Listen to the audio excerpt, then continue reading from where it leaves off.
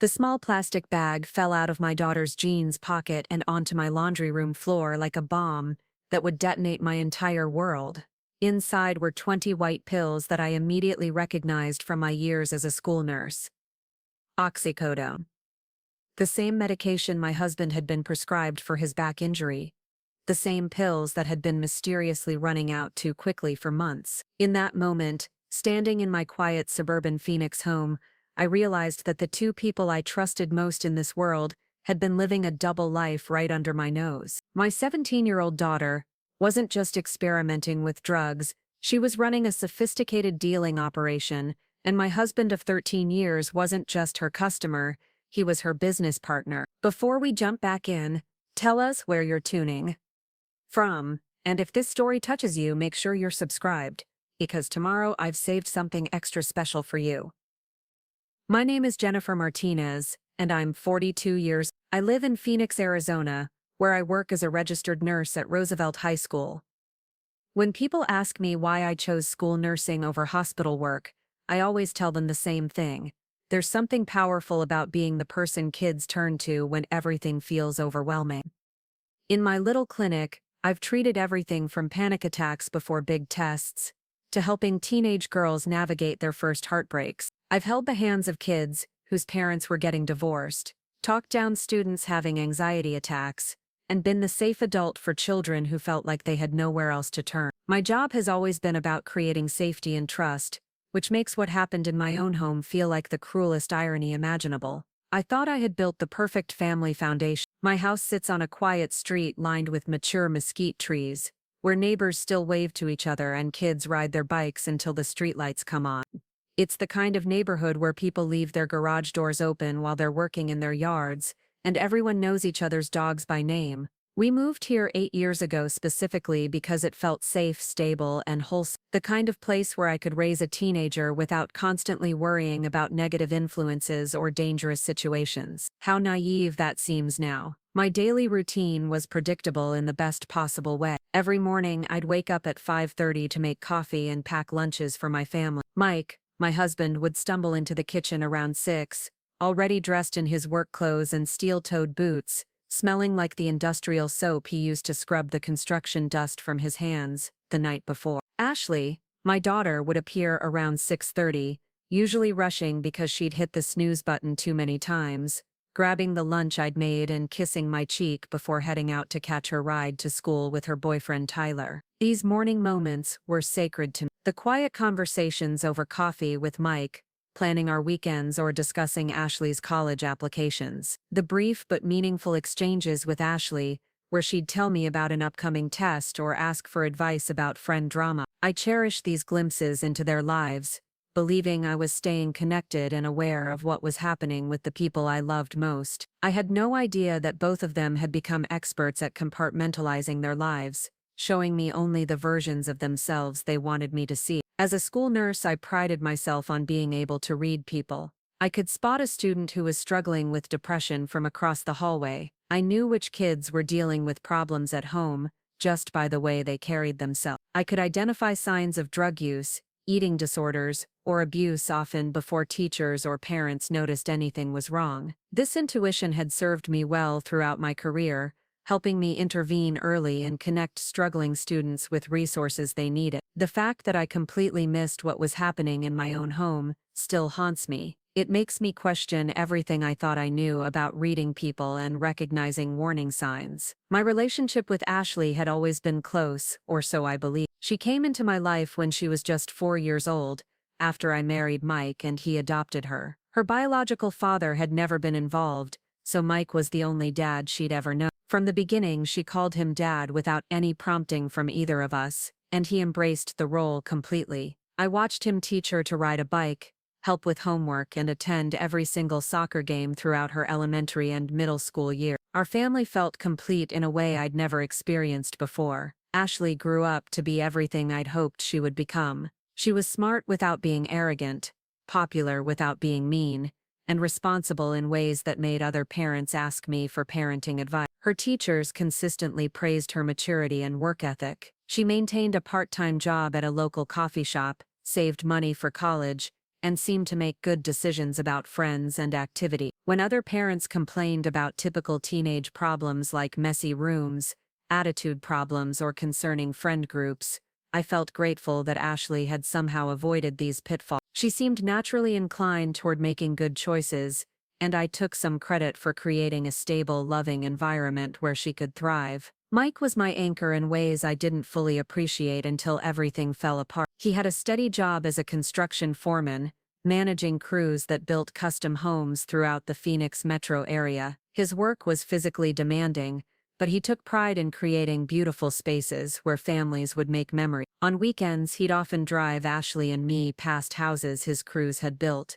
pointing out specific details and explaining the craftsmanship that had gone into each project. He was reliable in ways that felt rare in today's world, always home for dinner unless a project was behind schedule, present for Ashley's school events, and genuinely interested in both of our daily experiences. Our marriage felt solid in an era when many of our friends were getting divorced. We communicated well, supported each other's careers, and maintained romance even after 13 years together. Mike would still bring me flowers for no reason, and we made effort to have date nights even when money was tight. We both prioritized family time, often spending weekend evenings playing board games or watching movies together as a family. Ashley would sometimes complain that we were too normal compared to her friends' families, but she said it with affection, as if she recognized how lucky she was to have stability. Financially, we were comfortable without being wealthy. Mike's income was steady, and my nursing salary provided good benefits and stability. We lived modestly, driving older cars and shopping at discount stores, because we prioritized saving for Ashley's college education. Every month we'd transfer money into her college fund, sacrificing small luxuries because we believed education was the best investment we could make in her future. We talked often about how proud we were that Ashley would be the first person in either of our families to graduate from college, and how all our sacrifices would be worth it when she walked across that stage. The neighborhood we lived in reflected our values perfectly. Tree-lined streets with well-maintained homes, good schools within walking distance, and a genuine sense of community among residents. During summer evenings, you could hear kids playing in backyards and smell barbecue grills as families gathered for dinner. It was the kind of place where people still trusted each other, where teenagers could walk to the corner store without parents worrying, and where the biggest scandal might be someone letting their grass grow too long. I felt incredibly fortunate to raise Ashley in such a wholesome environment, believing it would naturally steer her away from the troubles that plagued teenagers in less stable communities. My work at Roosevelt High School gave me a unique perspective on teenage behavior and family dynamics. Every day I saw the consequences of broken homes, absent parents, and poor decision-making. Students would come to my office seeking guidance about problems their parents were either unaware of or unable to address. I'd listen to stories about addiction, abuse, neglect, and various forms of family dysfunction that broke my heart regularly. These experiences made me feel even more grateful for my own family situation, and more determined to maintain the open, trusting relationships I thought we had. Looking back now, I realize how much my professional confidence influenced my personal blind spots. Because I was skilled at identifying problems in other families, I assumed I would naturally recognize similar issues in my own home. I believed that my training and experience made me immune to the kinds of deception that other parents fell victim to. This professional arrogance may have actually made me more vulnerable, because I dismissed subtle warning signs that might have concerned a less confident parent. The irony is almost unbearable now. While I was spending my days helping other people's children navigate difficult situations and make better choices, my own daughter was making some of the worst choices imaginable, and my husband was not only enabling her, but actively participating in her destructive behavior. All those mornings when I felt proud of our family breakfast conversations and evening dinners where we shared details about our days, I was actually watching carefully orchestrated performances designed to maintain the illusion of the perfect family I thought we were. The foundation of trust I had built my entire adult life on was not just cracked, it was completely fabricated. Every conversation, every family moment, every expression of love and support had been shadowed by lies and manipulation that I was completely blind to. When that plastic bag fell out of Ashley's pocket, It didn't just reveal her involvement with drugs, it exposed the elaborate fiction that my marriage and family had become. The people I trusted most in the world had been systematically deceiving me for months, and I had been too comfortable in my assumptions to see the truth that was hiding in plain sight. Meeting Mike 15 years ago felt like finding the missing piece of a puzzle I didn't even know was incomplete. I was 27, working the night shift at Phoenix General Hospital's emergency department, and exhausted in ways that went far beyond physical tiredness. Single motherhood was wearing me down. Ashley was just 2 years old, and her biological father had disappeared completely after learning about the pregnancy. I was juggling work, childcare, and trying to finish my nursing degree while living paycheck to paycheck in a cramped apartment where the air conditioning barely worked and the neighbors were loud enough to wake Ashley at all hours. The night Mike came into the emergency room changed everything. Though I didn't realize it at first, he'd fallen from scaffolding at a construction site, injuring his shoulder and back badly enough that his coworkers insisted on bringing him in despite his protests that he was fine. I was assigned to his triage assessment, and what struck me immediately wasn't his rugged good looks or charming smile, though both were certainly present. It was his genuine concern for inconveniencing everyone around him. He apologized to the paramedics for making them work late, thanked the registration clerk multiple times, and kept insisting to me that other patients probably needed attention more urgently than he did. Most construction workers I'd treated were either stoically silent about their pain or dramatically vocal about their discomfort.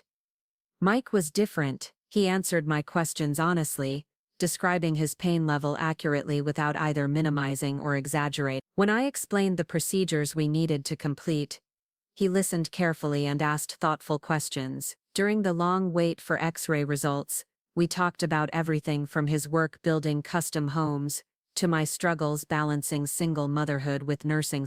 He had a way of listening that made me feel heard in ways I hadn't experienced in years. What impressed me most was how he talked about his own family. His parents had divorced when he was 12, and he'd watched his father become bitter and disconnected from his children. Mike had made a conscious decision to be different, to stay involved and present even when relationships became complicated. He spoke about his younger sister Maria with obvious affection, describing how he'd helped support her through college, even though it meant living in a tiny apartment. Preparing and narrating this story took us a lot of time, so if you are enjoying it, subscribe to our channel. It means a lot to us.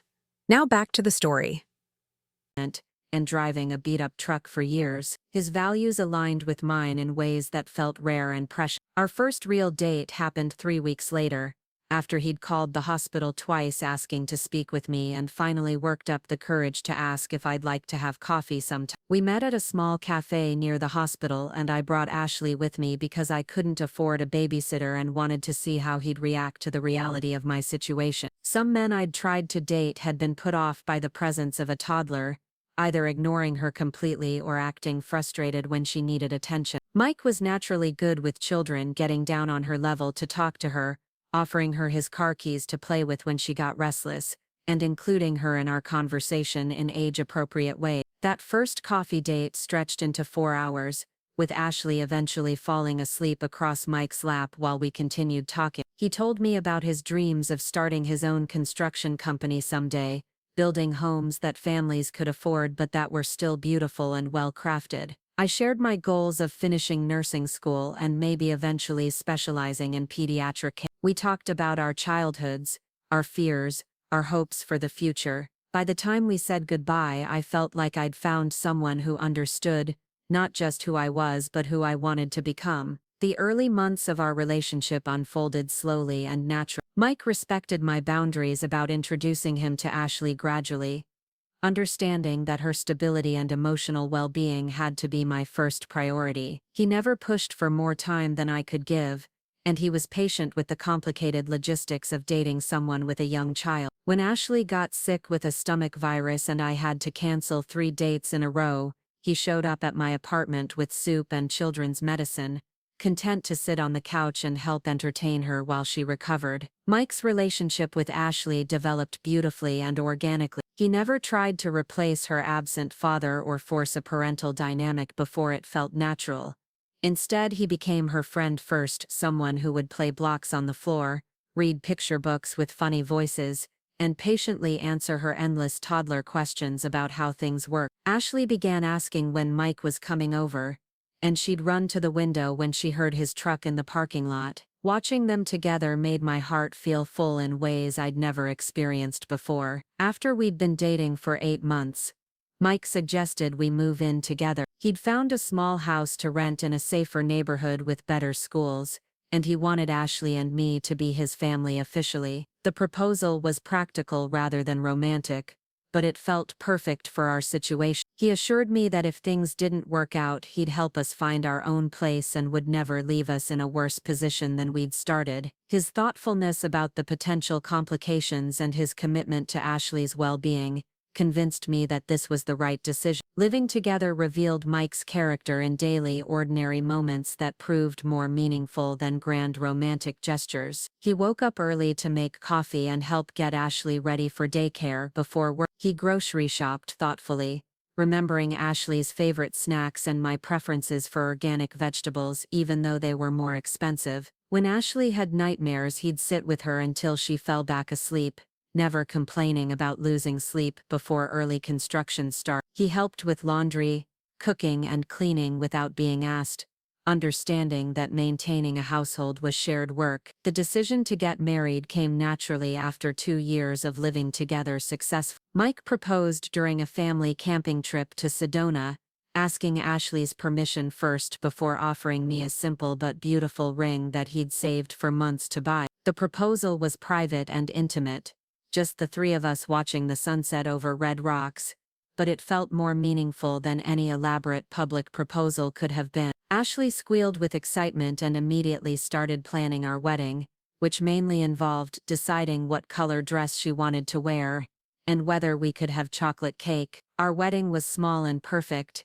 held in Mike's parents' backyard with just close family and friends present. Ashley served as our flower girl and ring bearer, taking her responsibilities seriously and practicing her walk down the aisle for weeks beforehand. Mike's adoption of Ashley was finalized the same week as our wedding, making our family legally official in every possible way. Watching him sign the adoption papers with tears in his eyes remains one of my most treasured memories. Ashley was 5 years old and didn't fully understand the legal significance, but she understood that Mike was promising to be her dad forever, and that was enough. The early years of our marriage were filled with the kind of simple happiness that I'd never dared to hope for. Mike's construction business was growing steadily, providing stable income and benefits that allowed me to finish nursing school without accumulating crushing debt. Ashley thrived in her new elementary school, making friends easily and excelling academically. Our little rental house became a real home,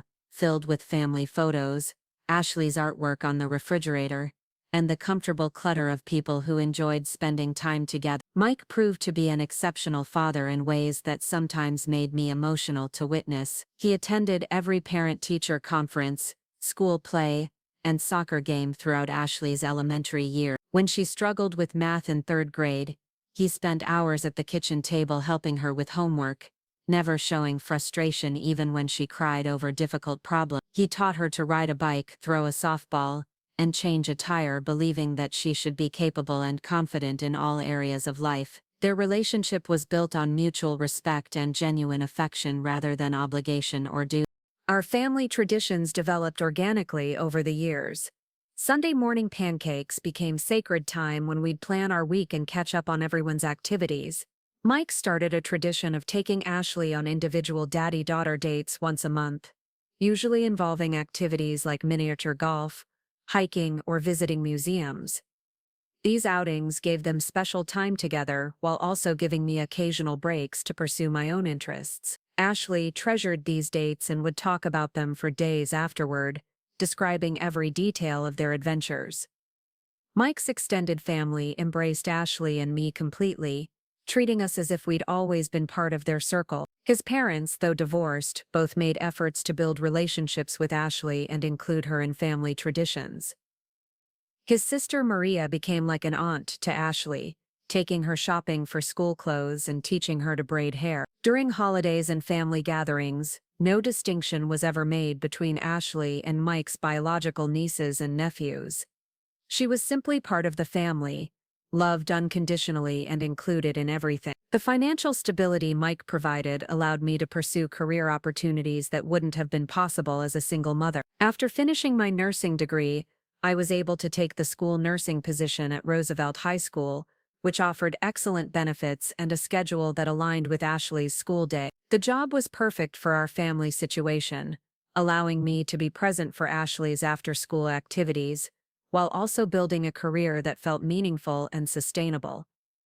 Mike was proud of my professional accomplishments and often bragged to his coworkers about my work helping teenagers. Our communication patterns were healthy and open, or so I believed. We had weekly family meetings where everyone could share concerns, plan activities, and address any issues that had arisen. Mike and I made decisions together about everything from major purchases to Ashley's activities and social opportunities.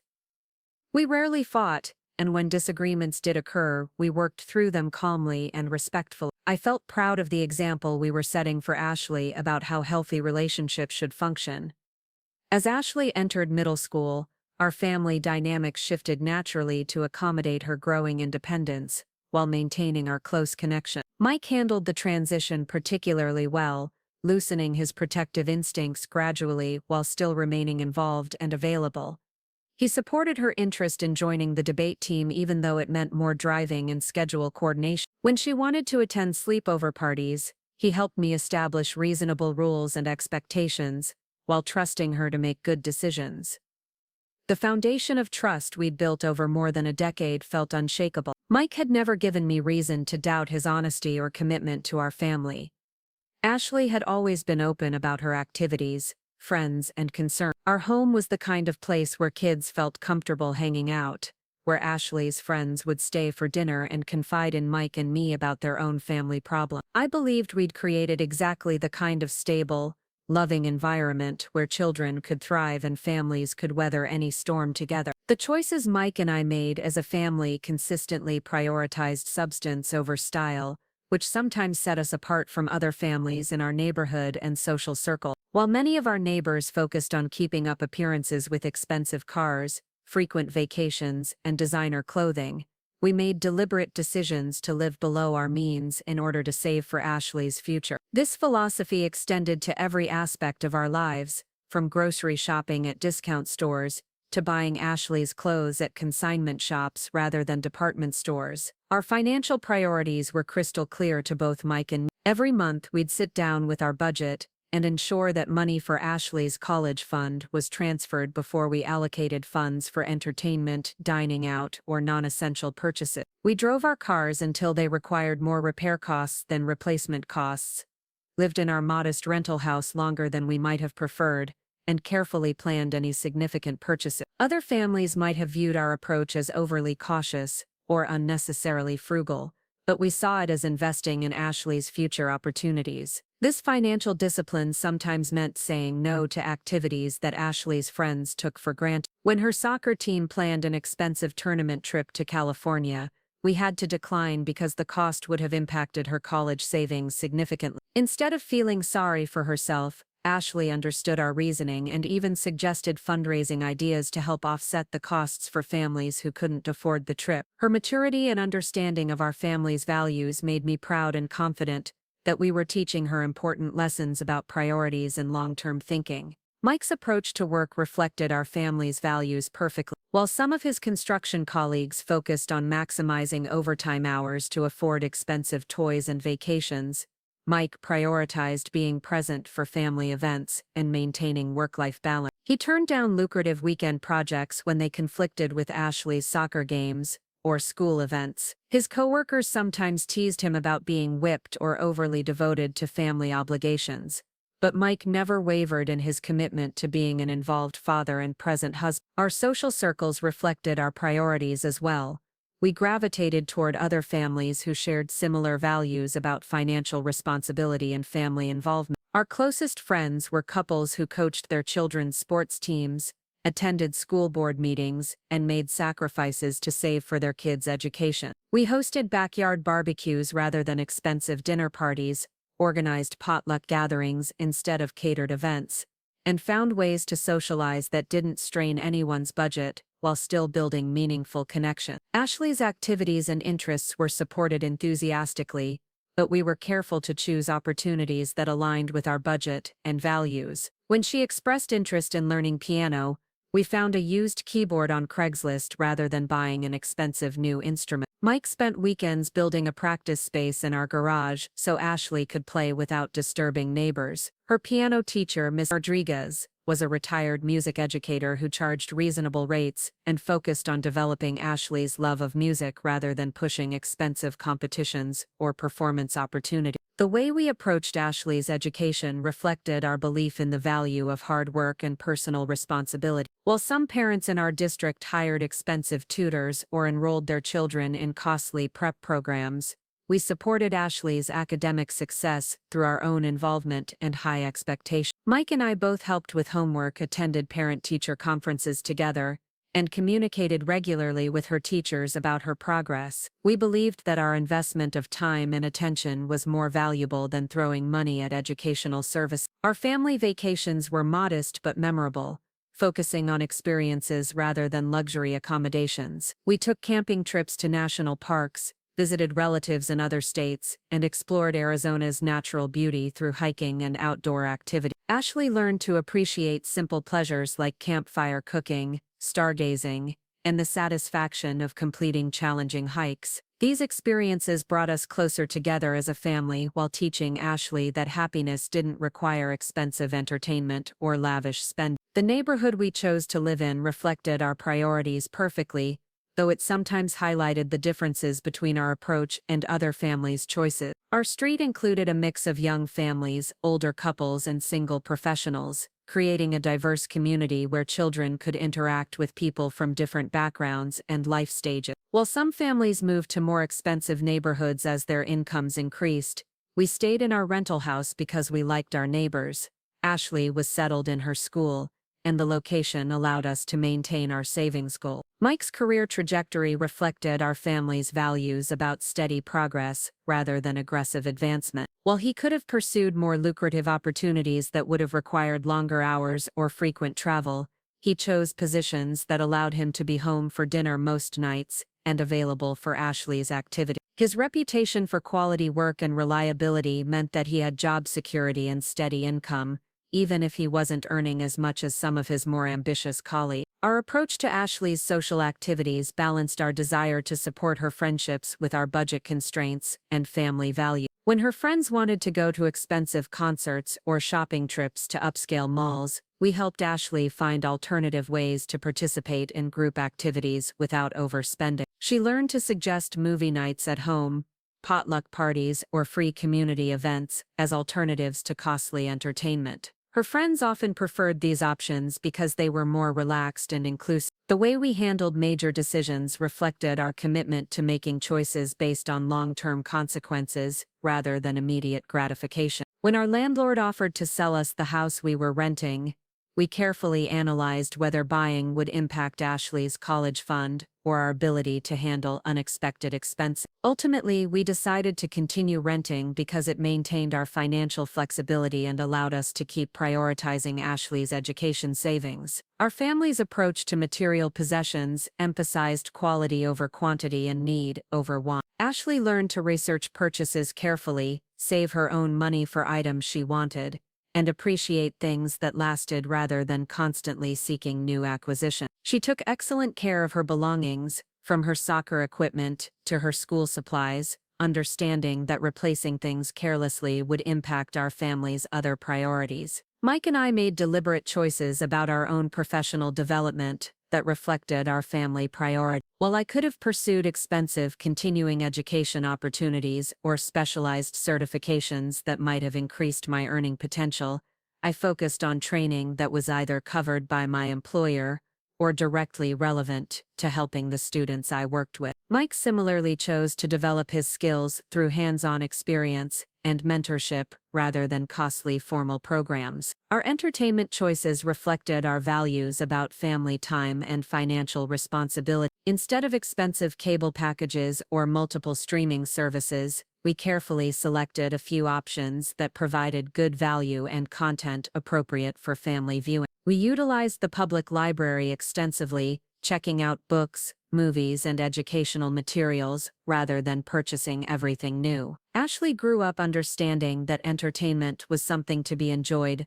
thoughtfully rather than consumed mindlessly. The way we approached gifts and celebrations emphasized thoughtfulness over expense. Birthdays and holidays focused on homemade items, experiences, and meaningful gestures rather than expensive purchases. Ashley learned to give gifts that reflected personal attention and creativity, like photo albums she'd assembled or baked goods she'd made herself. These traditions taught her that the thought and effort behind a gift mattered more than its monetary value. Our family's choices about time management reflected our priorities about presence and involvement. While some families overscheduled their children with multiple activities and commitments, we were selective about Ashley's involvements to ensure that we could be fully present and supportive. This approach meant that Ashley could excel in the activities she chose, while still having time for family dinners, homework help, and relaxed family time. Ashley wasn't just my daughter,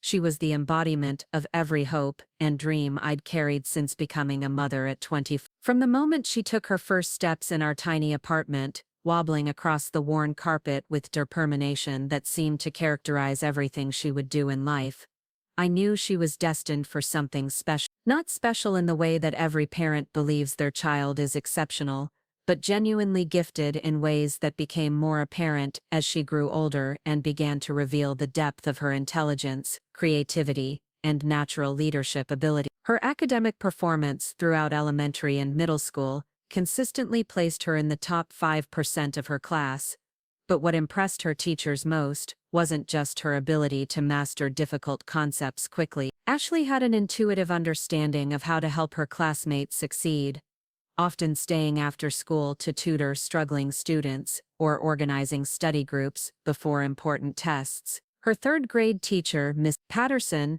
told me during a parent conference that Ashley had a rare combination of intellectual ability and emotional intelligence that would serve her well throughout her life. The way Ashley approached challenges revealed character traits that filled me with pride and confidence about her future. When she struggled with advanced mathematics in 7th grade, she didn't complain or give up. Instead, she sought out additional resources, attended tutoring sessions, and practiced problems until she mastered concepts that many of her peers found impossible. Her algebra teacher later told me that Ashley's persistence and willingness to ask for help when needed set an example that inspired other students to work harder. Ashley's natural leadership abilities emerged early and developed consistently throughout her school year. She was elected to student council 3 years in a row, not because she campaigned aggressively or made unrealistic promises, but because her classmates trusted her judgment and knew she would follow through on her commitment. Her campaign speeches focused on practical improvements like better communication between students and administration, more diverse food options in the cafeteria, and increased support for students struggling academically or socially. Her creativity expressed itself through various outlets, from the detailed short stories she wrote for fun, to the elaborate science fair projects that required months of planning and execution. Ashley approached creative projects with the same methodical thinking she applied to academic work, researching thoroughly before beginning and executing her ideas with precision and attention to detail. Her 8th grade science project on water conservation earned recognition at the regional level and was implemented as a pilot program at her school. The way Ashley interacted with adults impressed everyone who met her. She could carry on thoughtful conversations with Mike's coworkers about construction techniques, discuss current events with my nursing colleagues, and engage her grandparents in meaningful dialogue about their life experience. She asked genuine questions, listened carefully to responses, and remembered details from previous conversations that showed she valued what people had to say. This social intelligence made her popular with both peers and adults, opening doors and creating opportunities throughout her academic career. Ashley's work ethic was evident in everything she pursued, from her part-time job at the coffee shop to her volunteer work at the local animal shelter. When she started working at Grind Coffee at age 16, she approached the position with professionalism that surprised her manager. She arrived early, stayed late when needed, and took initiative to learn every aspect of the business. Within 6 months, she was training new employees and had been promoted to shift supervisor, earning raises that reflected her value to the organization. Her compassion for others manifested in countless small acts of kindness that revealed the depth of her character. Ashley regularly brought coffee to the elderly man who sat outside the library every morning, remembered the names and preferences of regular customers at work, and organized clothing drives for families affected by house fires in our community. She never sought recognition for these gestures, viewing them as natural responses to opportunities to help others rather than exceptional acts of charity. The college preparation process revealed Ashley's remarkable combination of ambition and practicality. She researched universities thoroughly, considering factors like academic reputation, financial aid availability, location, and career placement rates for graduates. Rather than applying to schools based solely on prestige or social factors, she made strategic decisions about which programs would best prepare her for medical school, while remaining affordable for our family. Her systematic approach to college planning impressed guidance counselors and admissions officers alike. Ashley's relationship with Mike demonstrated her capacity for building meaningful connections across different personality types and backgrounds. Despite their differences in education and life experience, they shared a mutual respect and genuine affection that enriched both of their lives. Mike taught Ashley practical skills like basic car maintenance and home repairs, while she helped him with technology and introduced him to books and music that expanded his interests. Their bond was built on shared activities, honest communication, and unconditional support. Her friendship patterns reflected her character and values in ways that made me confident about her judgment and social choices. Ashley gravitated toward friends who shared her academic goals and moral values,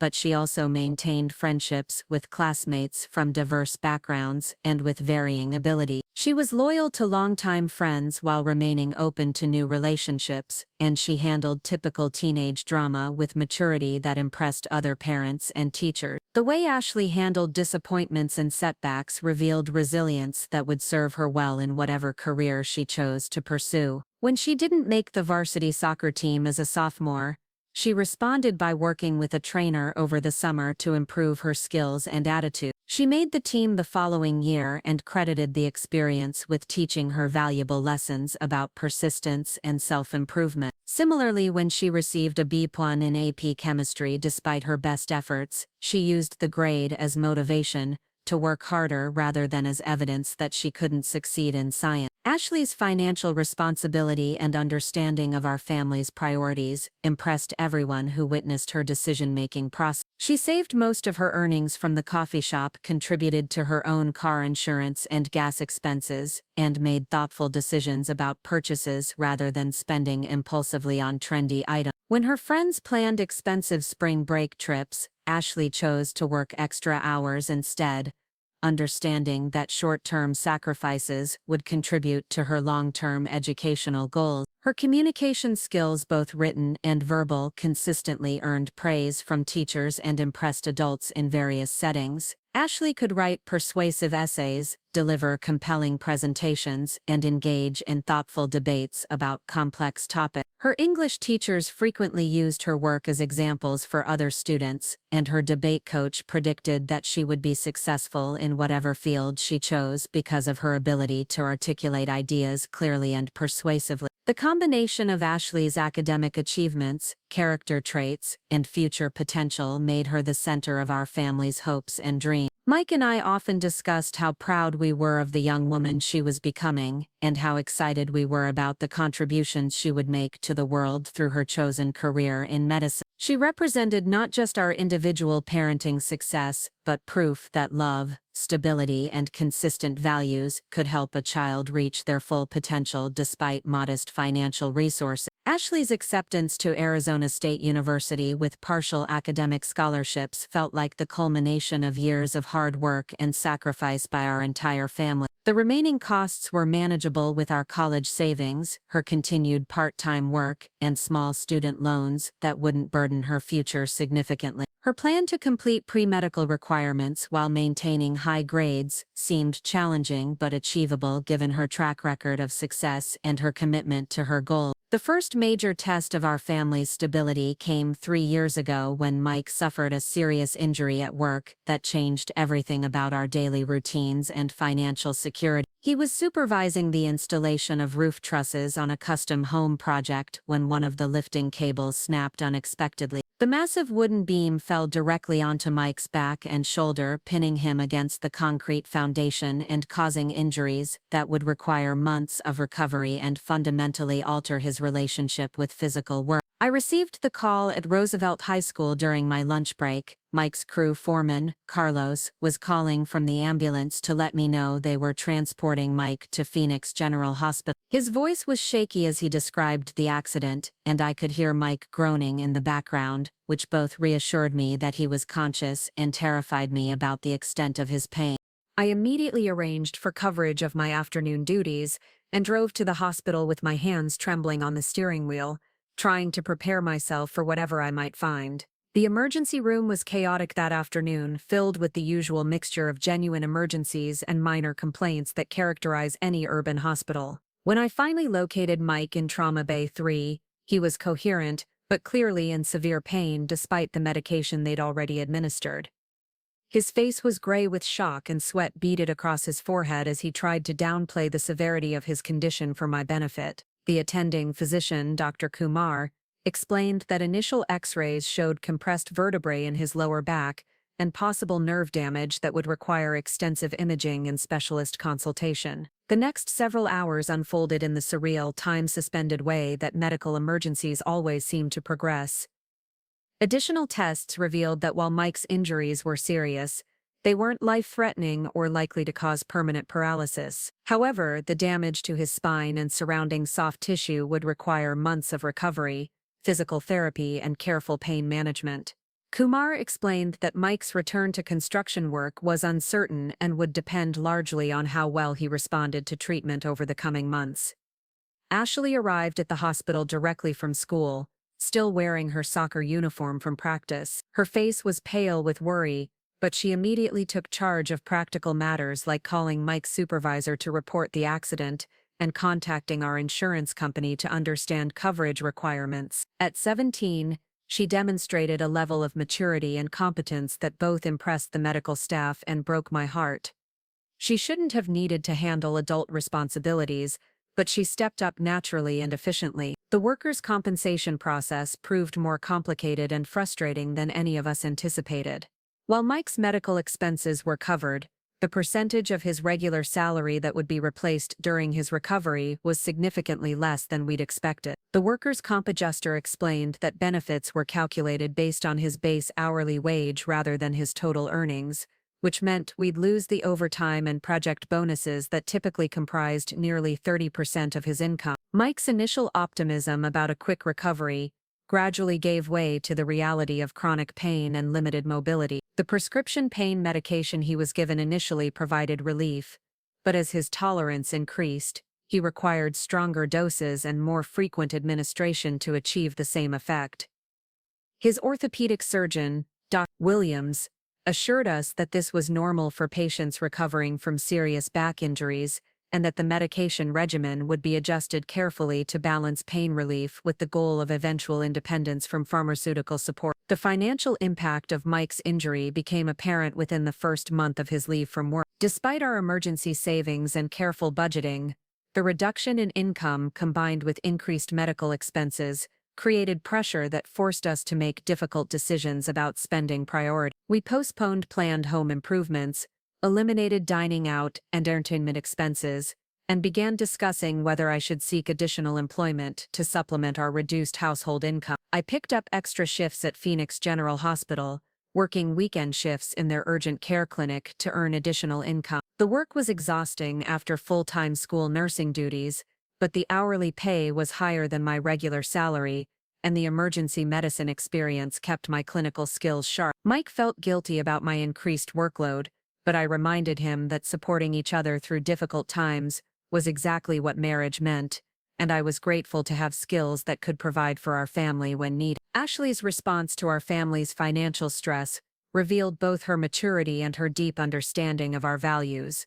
Without being asked, she increased her hours at the coffee shop and began contributing a portion of her earnings to household expenses. When I protested that her job was meant to provide spending money and college savings, she insisted that family came first and that helping during Mike's recovery was more important than accumulating extra savings for personal expense. Mike's pain management became increasingly complex as his recovery progressed more slowly than anticipated. The physical therapy sessions were grueling and often seemed to increase his discomfort rather than providing relief. Dr. Williams prescribed stronger pain medications and increased the frequency of dosing to help Mike tolerate the therapy sessions that were essential for his long-term recovery. The medication schedule became a central organizing principle of our daily routine, with carefully timed doses that had to be coordinated with meals, therapy appointments, and sleep schedules. The psychological impact of Mike's injury affected our entire family in ways I hadn't anticipated. His identity had always been closely tied to his physical capabilities and his role as our financial provider. Being unable to work or contribute meaningfully to household tasks left him feeling useless and frustrated. The pain medication helped with his physical discomfort, but seemed to flatten his emotional responses, making him seem distant and disconnected from Ashley and me in ways that worried me increasingly. Ashley's college planning became more complicated as we realized that Mike's earning potential might be permanently reduced. We met with her guidance counselor to discuss options for increased financial aid and merit scholarships that could offset the impact of our changed financial circumstance. Ashley approached these conversations with determination rather than discouragement, viewing the challenge as an opportunity to prove her commitment to her educational goals rather than an insurmountable obstacle. The medication management required increasing attention as Mike's prescriptions became more complex and frequent. His pain levels varied significantly from day to day, and Dr. Williams adjusted his medication regimen regularly to find the optimal balance between pain relief and functionality. I took responsibility for organizing his pills and weekly dispensers and ensuring that he took the correct doses at the appropriate times, since the pain medication sometimes affected his memory and attention to detail. Our social life contracted significantly during Mike's recovery period. He was uncomfortable sitting for extended periods, which made dinner parties and family gatherings difficult. The pain medication made him drowsy and less conversational, so he often preferred to stay home rather than participate in activities he'd previously enjoyed. Ashley and I tried to maintain some social connections, but our primary focus was supporting Mike's recovery and managing our household responsibility. The insurance bureaucracy created additional stress as we navigated pre-authorization requirements for continued treatment and fought denials of coverage for therapies that Dr. Williams recommended. I spent hours on the phone with insurance representatives, appealing decisions and providing documentation to support Mike's ongoing need for pain management and physical therapy. The time and energy required for these administrative tasks was exhausting, but necessary to ensure that Mike received appropriate care. Ashley's academic performance remained excellent, despite the additional stress and responsibilities she'd taken on at home. Her teachers were understanding about occasional absences when she needed to help with Mike's medical appointments, and her guidance counselor connected us with resources for families dealing with workplace injury. Ashley's resilience and adaptability during this challenging period reinforced my confidence in her ability to handle whatever obstacles she might face in college and beyond. The first sign that something wasn't quite right with Mike's recovery came about 8 months after his injury, though at the time I attributed his behavior changes to the natural frustration of dealing with chronic pain. He'd always been meticulous about following medical instructions, but I began noticing that his prescription bottles seemed to empty faster than the prescribed dosage would suggest. When I questioned him about it, he'd explain that his pain had been particularly severe on certain days, requiring additional medication to make it through work or physical therapy sessions. Mike had returned to light duty at the construction company, primarily handling paperwork and coordinating with subcontractors rather than performing physical labor. While this arrangement allowed him to maintain his income and benefits, it was clearly frustrating for someone who'd built his identity around hands-on craftsmanship and leadership in the field. He'd come home exhausted despite doing less physically demanding work, complaining that sitting at a desk all day actually made his back pain worse than the construction activities he'd been restricted from performing. The frequency of Mike's doctor appointments increased during this period, and he began seeing multiple physicians for different aspects of his recovery. In addition to his orthopedic surgeon and physical therapist, he started visiting a pain management specialist, a neurologist to evaluate potential nerve damage, and occasionally sought treatment from urgent care clinics when his regular doctors weren't available. I supported these appointments because I wanted him to have access to the best possible care, but the complexity of managing multiple medical relationships seemed overwhelming for someone dealing with chronic pain. Ashley's financial situation began improving dramatically around this same time, though her explanations for the increased income seemed perfectly reasonable at first.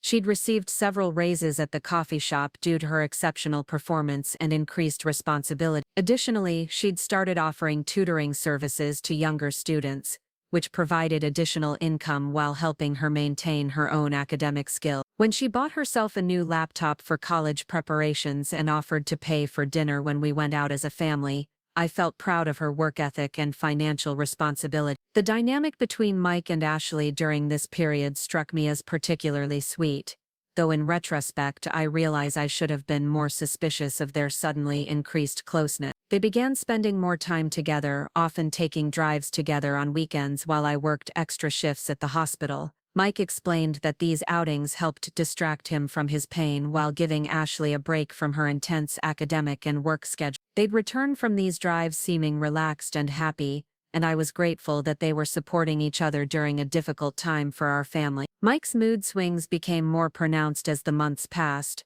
though I initially attributed these changes to the psychological impact of chronic pain and reduced activity level. Some days he'd be energetic and optimistic, making plans for future projects and discussing his eventual return to full construction work. Other days he'd be irritable and withdrawn, spending hours in front of the television or sleeping much later than usual. The pain medication seemed to help with his physical discomfort, but I wondered if it might be affecting his emotional stability as well. The medication management became increasingly complex as Mike's various doctors prescribed different treatments for his multiple symptoms. His pill organizer required daily refilling with medications for pain, inflammation, muscle relaxation, and sleep disturbances. I took over this responsibility because Mike sometimes forgot whether he'd taken his medications or became confused about dosing schedules when his pain was severe. The number of different prescriptions and the frequency of refills seemed excessive, but each doctor assured me that their specific contribution to Mike's treatment plan was necessary and appropriate. Ashley's academic performance remained outstanding, but I began noticing subtle changes in her behavior that concerned me slightly. She'd always been naturally confident and articulate, but she seemed to develop an almost adult-level sophistication in how she handled interactions with teachers, college admissions representatives, and even casual acquaintances. While I was proud of her growing maturity, something about her newfound confidence felt different than the natural development I'd observed throughout her earlier teenage years. The financial strain on our household began to ease somewhat as Mike's workers' compensation payments stabilized and Ashley's increased income contributed to our monthly budget. However, I noticed that our overall expenses seemed to be increasing despite my efforts to maintain careful spending habits. Grocery bills were higher, utility costs had risen, and we seemed to be spending more on gas and miscellaneous expenses than in previous months. When I questioned these increases,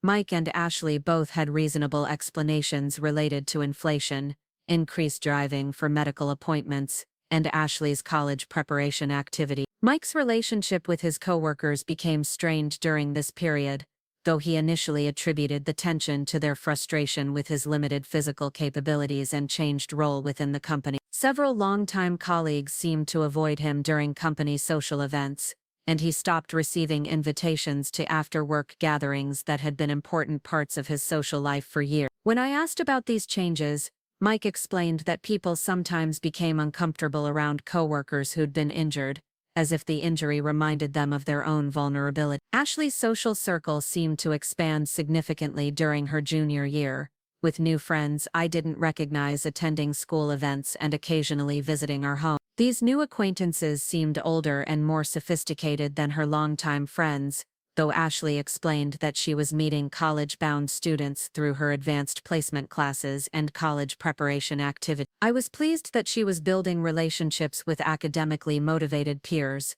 but I noticed that she seemed more secretive about her activities when spending time with these new friends. The communication patterns within our family began to shift in subtle ways that I didn't fully recognize at the time. Mike and Ashley developed what seemed like private jokes and references that I didn't understand, and they occasionally had conversations that would stop abruptly when I entered the room. When I asked about these interactions, they'd explain that they were discussing surprise plans for my upcoming birthday, or working on college application strategies that Ashley wanted to keep private until she was ready to share her final decision. Mike's pain medication requirements continued to increase as his tolerance to the existing prescriptions developed over months of consistent use. Dr. Martinez, his pain management specialist, explained that this was a normal progression for patients with chronic pain conditions, and that careful titration of dosages was necessary to maintain adequate pain relief. The stronger medications required more frequent monitoring and had more significant side effects,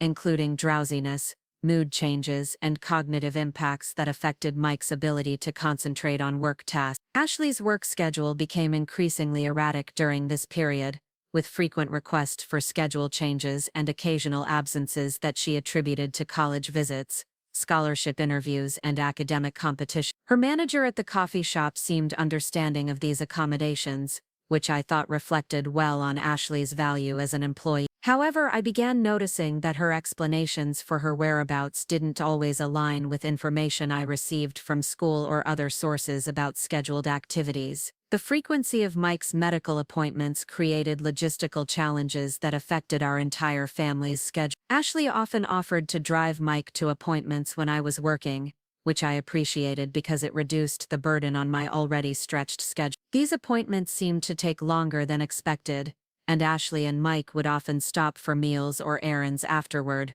returning home later than the appointment times would have suggested. I was grateful for Ashley's willingness to help with Mike's care, though I sometimes felt guilty about the additional responsibilities she was taking on. Mike's relationship with pain medication became a source of subtle tension between us, though I didn't fully recognize the seriousness of the situation at the time. He became defensive when I asked questions about his dosing schedule or expressed concerns about the quantity of medications he was taking. He'd remind me that I wasn't a doctor and that his physicians were monitoring his treatment carefully, which seemed reasonable but felt dismissive of my legitimate concerns as his wife and as a healthcare professional myself. Ashley's college preparation activities intensified during this period, with frequent meetings with guidance counselors, college representatives, and scholarship committees. She seemed to have insider knowledge about opportunities and deadlines that impressed me, though I sometimes wondered how she'd learned about programs and resources that I hadn't heard about through my own professional network. Her sophistication in navigating the college admissions process exceeded what I would have expected from someone her age,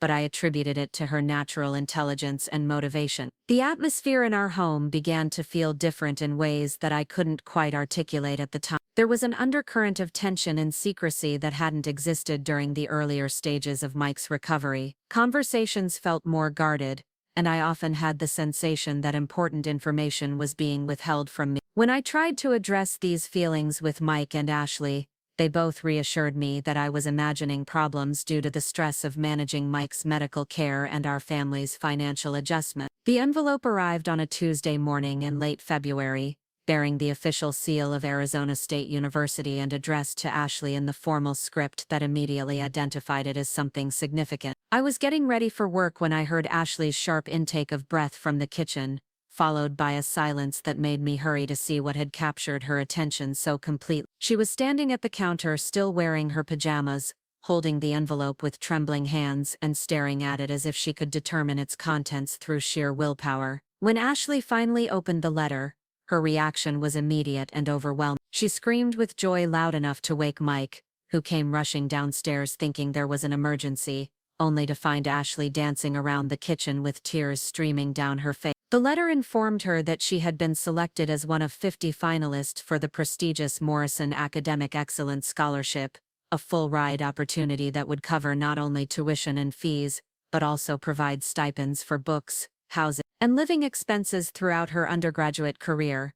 The Morrison Scholarship was legendary among high-achieving students in Arizona, established by a tech entrepreneur who'd graduated from ASU before building a multi-billion-dollar software company. The scholarship sought to identify and support students who demonstrated exceptional academic achievement, leadership potential, and commitment to using their education to benefit their community. Only the most outstanding applicants were selected as finalists, and the competition was intense among students from across the state who represented the very best of their graduating classes. The selection process for finalists was rigorous and multifaceted, requiring not only outstanding grades and test scores, but also demonstrated leadership through extracurricular activities, community service, and letters of recommendation from teachers, counselors, and community leaders. Ashley had spent months perfecting her application, writing and rewriting essays that articulated her goals for medical school and her vision for using her medical career to serve under-reserved communities. The fact that she'd advanced to the finalist stage was an achievement in itself, regardless of the final outcome. The timeline for the final selection process was condensed into just 6 weeks, during which finalists would participate in multiple rounds of interviews, complete additional writing assignments, and attend a weekend intensive program on the ASU campus designed to evaluate their potential for academic and leadership success. The schedule was demanding and would require Ashley to balance these requirements with her regular schoolwork, job responsibilities, and college application deadlines for other universities that served as backup options. Mike and I were overwhelmed with pride and excitement about Ashley's achievement. This scholarship represented everything we'd hoped for in terms of Ashley's educational opportunities, and it would eliminate the financial stress that had been a constant concern throughout her college planning process. More importantly, it validated our belief in Ashley's exceptional abilities and confirmed that her years of hard work and dedication were being recognized by people who understood academic excellence and leadership potential. The first phase of the finalist evaluation involved a comprehensive interview with a panel of university administrators, faculty members, and community leaders,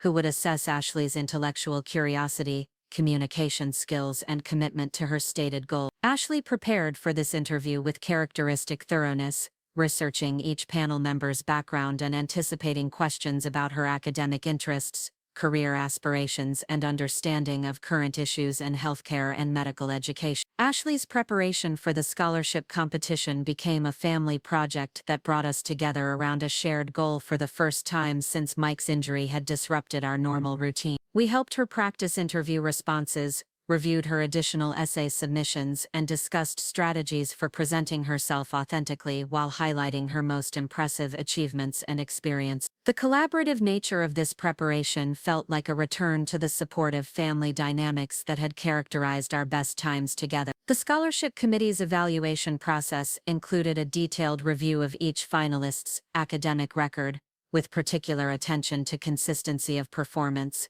strength of curriculum, and evidence of intellectual growth throughout high school. Ashley's transcript reflected exactly the kind of steady excellence and challenging course selection that scholarship committees sought, with advanced placement classes in science and mathematics complemented by strong performance in humanities and social science courses that demonstrated intellectual breadth. The community service component of Ashley's application highlighted her volunteer work at the animal shelter, her tutoring of younger students, and her participation in environmental conservation projects through school organization. However, the scholarship committee was particularly interested in her proposal for a community health education program that would address health literacy in underserved neighborhoods, combining her interest in medicine with her commitment to social justice and community engagement. Mike's emotional response to Ashley's scholarship opportunity was more intense than I'd expected, and I was touched by how much pride he took in her achievement. Despite his ongoing pain and the medication side effects that sometimes made him seem disconnected from family activities,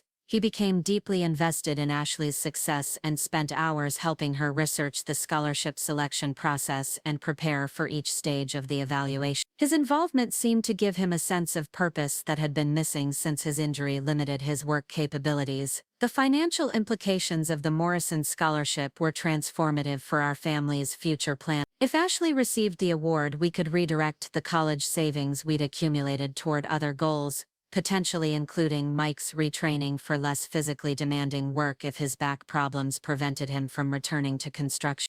The scholarship would also eliminate the need for Ashley to take student loans, giving her complete freedom to pursue medical school without the debt burden that affected many aspiring physicians. Ashley's approach to the scholarship competition reflected the maturity and strategic thinking that had characterized her academic career throughout high school. She understood that the evaluation process was designed to assess not only her current achievements, but also her potential for future success and leadership. Rather than trying to present herself as perfect, she focused on demonstrating growth, resilience, and authentic commitment to her stated goals and values. The weekend intensive program scheduled for mid-March would bring all 50 finalists to the ASU campus for a comprehensive evaluation that included group problem-solving exercises, individual presentations, and informal social activities designed to assess candidates' collaborative skills and leadership potential. Ashley was both excited and nervous about this component, understanding that her performance during the intensive would likely determine whether she received the scholarship. The competition among finalists was friendly but intense, with students from across Arizona representing diverse backgrounds, academic interests, and career aspirations. Ashley had the opportunity to meet several other finalists during preliminary activities, and she was impressed by their accomplishments while remaining confident in her own qualifications. The high caliber of her competition motivated her to prepare even more thoroughly for the final evaluation stages. The Scholarship Selection Committee's decision-making process was scheduled to conclude by early April, with recipients notified individually before a public announcement ceremony at the university. The timing would allow successful candidates to make final decisions about college enrollment, while giving unsuccessful finalists sufficient time to finalize arrangements with other universities. For Ashley, this meant that her entire senior year trajectory would be determined within just a few short weeks. Our family's investment in Ashley's scholarship opportunity extended beyond practical preparation to include emotional support and encouragement during what we recognized was an intensely stressful period. We adjusted our schedules to accommodate her needs, provided quiet space for her to work on application materials, and celebrated small victories throughout the process while helping her maintain perspective about the outcome, regardless of the final decision. The Morrison Scholarship represented more than just financial support for Ashley's education.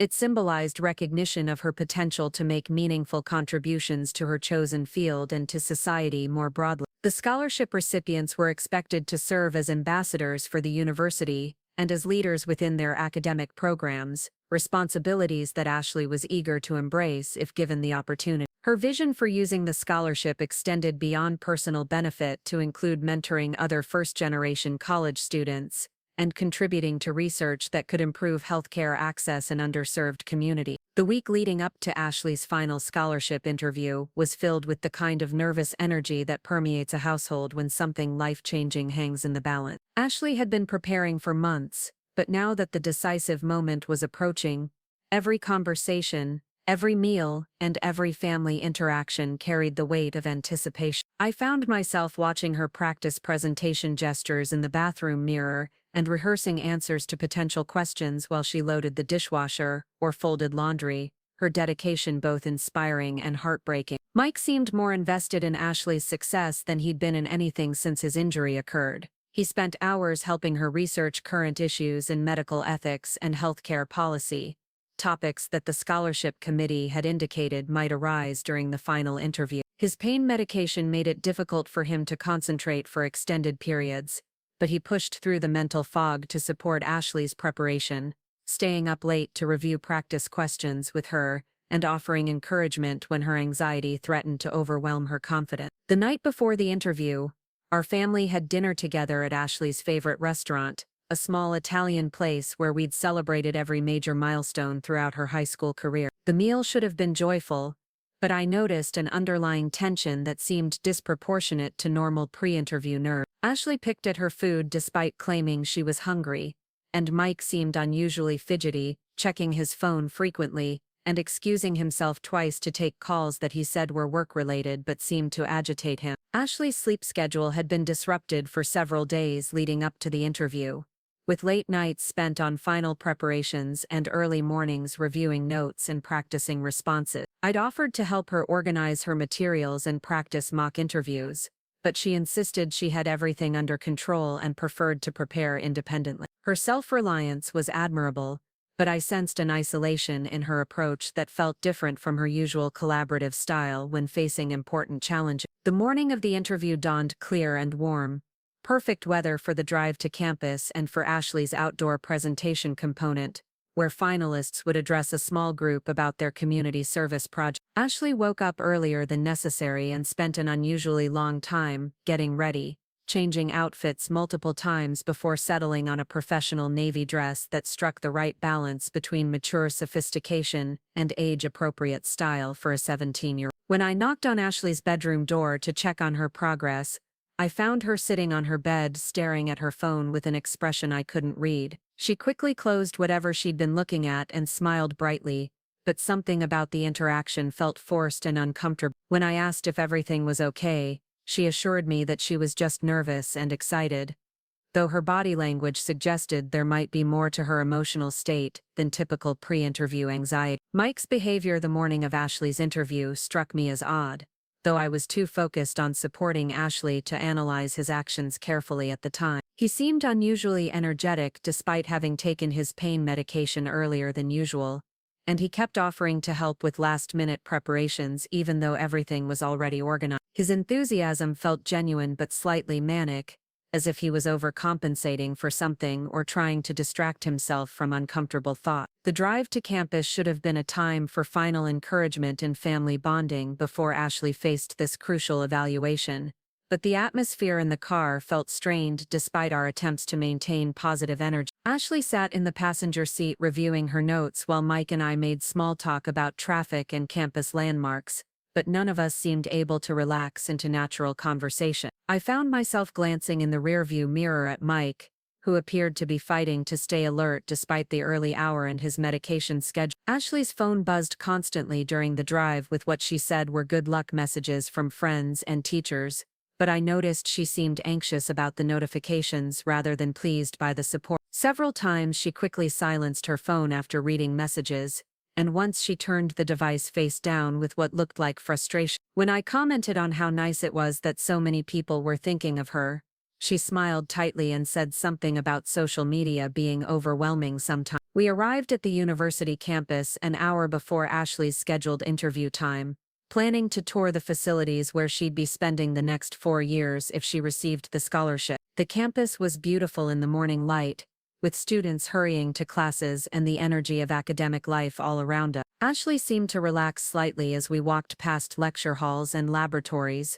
commenting on specific programs and professors she'd researched during her scholarship preparation. Mike's physical discomfort became apparent as we walked around campus, with the extended standing and walking aggravating his back condition despite his medication. He tried to hide his pain, but I could see him favoring his left side and occasionally stopping to stretch his lower back when he thought we weren't looking. I suggested he wait in the car during Ashley's interview, but he insisted on staying nearby in case she needed support afterward, demonstrating the depth of his commitment to her success. The scholarship interview building was impressive, with floor-to-ceiling windows and modern conference rooms designed to create a professional atmosphere for important conversation. Other finalists and their families were arriving, and I was struck by the diversity of backgrounds and experiences represented among the candidates. Ashley seemed confident as she observed her competition, though I noticed her fidgeting with her interview folder and checking her appearance in reflective surfaces more frequently than usual. While we waited in the family area,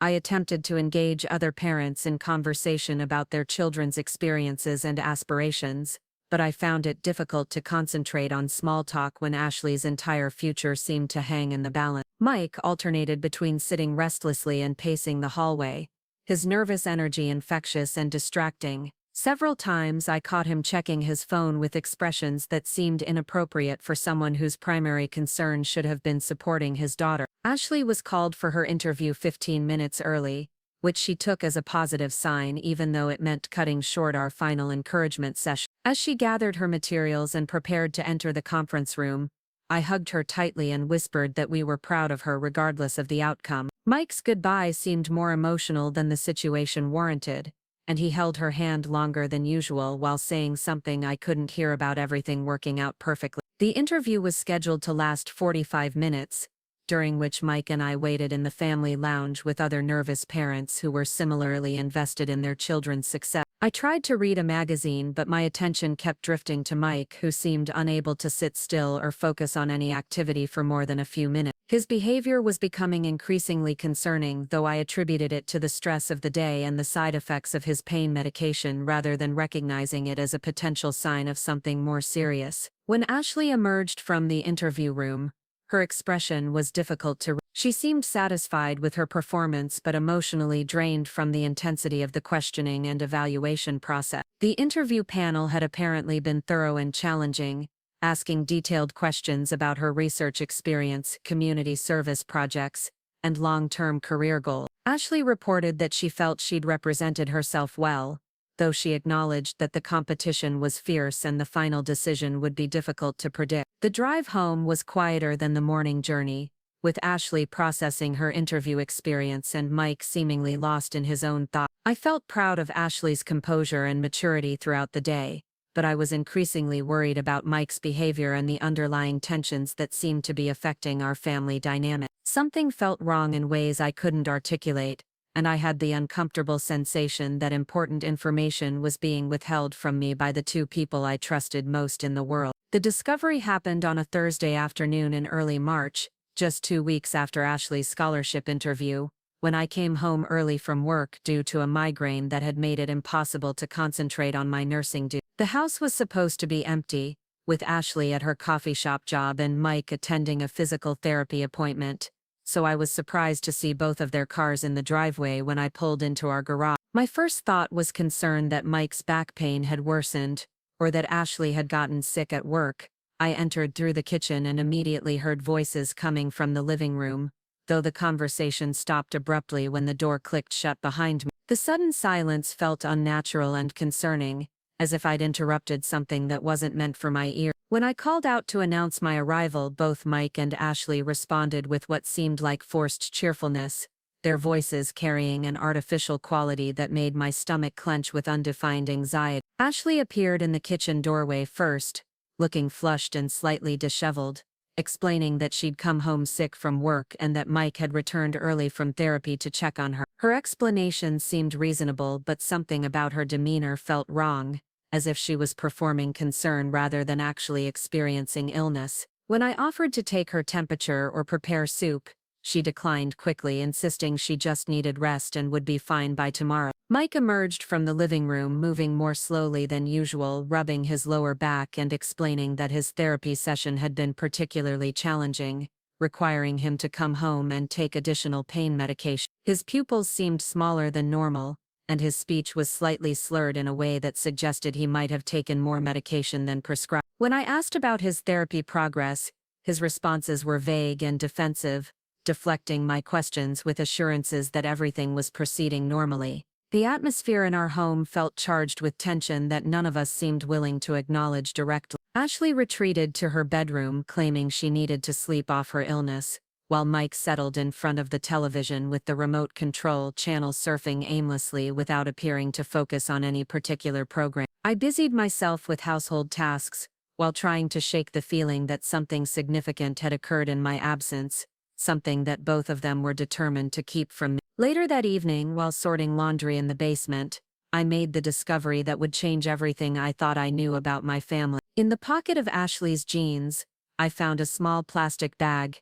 containing approximately 20 white pills that I immediately recognized as Oxycodone, the same medication that had been prescribed for Mike's back injury. The pills were loose in the bag rather than in a prescription bottle, and there were far more than Mike should have had in his possession at any given time based on his prescribed dosage. My nursing background made it impossible to dismiss or rationalize what I'd found. These pills hadn't accidentally fallen into Ashley's pocket from a legitimate prescription bottle, and the quantity suggested that someone was either hoarding medication or obtaining it from sources beyond Mike's prescribed treatment. The implications were terrifying, but I forced myself to examine the evidence objectively rather than allowing panic to cloud my judgment about what needed to happen next. I sat on the basement steps holding the bag of pills, trying to process the reality of what I'd discovered while considering how to address the situation with Mike and Ashley. Part of me wanted to confront them immediately and demand explanations, but my professional experience with substance abuse situations had taught me that direct confrontation often resulted in lies, defensiveness, and destroyed evidence rather than honest conversation and appropriate treatment. When I finally went upstairs, both Mike and Ashley were in the living room watching television together, their interaction appearing natural and relaxed in ways that felt almost mocking given what I'd just discovered. Ashley was curled up against Mike's side, and they were commenting on the show they were watching, presenting the picture of a normal family evening that contrasted sharply with the evidence of illegal drug activity I carried in my pocket. I decided to test their honesty by asking casual questions about Mike's medication management and Ashley's health, giving them opportunities to volunteer information about anything unusual that might have occurred. Mike responded by detailing his therapy session and describing adjustments his physical therapist had recommended, while Ashley elaborated on her supposed illness symptoms and her plans to return to work the following day. Both of them maintained their stories without hesitation, demonstrating a level of deception that was both impressive and heartbreaking.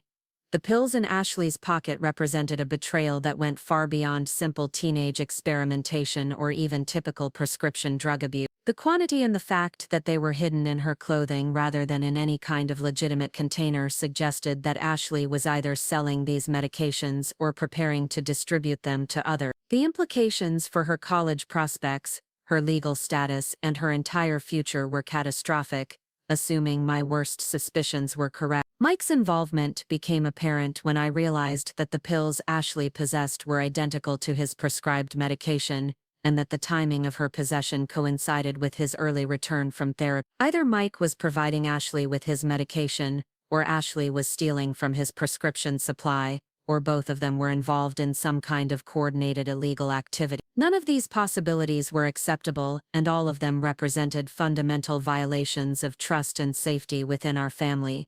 The discovery forced me to reconsider months of behavior that I'd rationalized or explained away. Mike's frequent early Ashley's unexplained income increases, their secretive conversations and sudden silences when I entered rooms, the changes in their relationship dynamic, and the subtle shifts in our family's financial patterns all took on new and sinister meanings when viewed through the lens of potential drug dealing and abuse. I spent the night lying awake beside Mike, listening to his breathing, and trying to determine whether he was naturally asleep or sedated by medication. Every sound Ashley made in her bedroom, every movement Mike made beside me, felt loaded with potential significance, as I tried to understand how long this situation had been developing and how extensive their involvement might be. The trust that had been the foundation of our family relationships was crumbling as I considered the implications of what I'd discovered. The morning brought no clarity, only the terrible certainty that I needed to address the situation directly despite my fear of what I might learn. Ashley left for school at her usual time,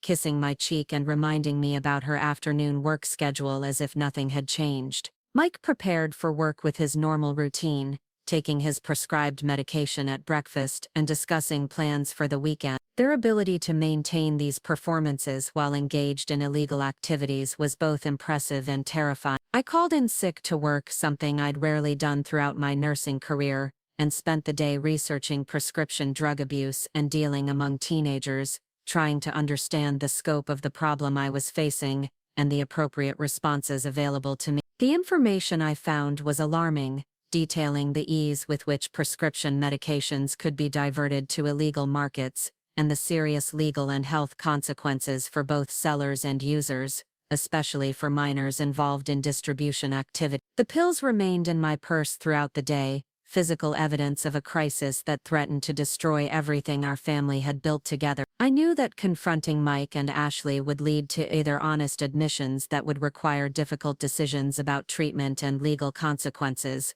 or continued lies that would make it impossible to trust either of them about anything important ever again. Either outcome would fundamentally change our family relationships and potentially destroy Ashley's college prospects and Mike's employment situation. By evening, I had made the decision to confront them together, believing that their coordinated deception required a coordinated response and that any attempt to address the situation individually would give them opportunities to coordinate their stories and minimize the seriousness of their action. The conversation I was about to initiate would either begin a process of healing and recovery, or it would reveal the extent to which the people I loved most had become strangers willing to risk everything for reasons I couldn't understand. The confrontation I'd been dreading came that evening when Ashley returned from work and Mike finished his dinner. I waited until we were all in the living room, the television turned off and the house quiet except for the sound of our breathing. The plastic bag of pills sat heavy in my pocket as I looked at the two people who meant everything to me,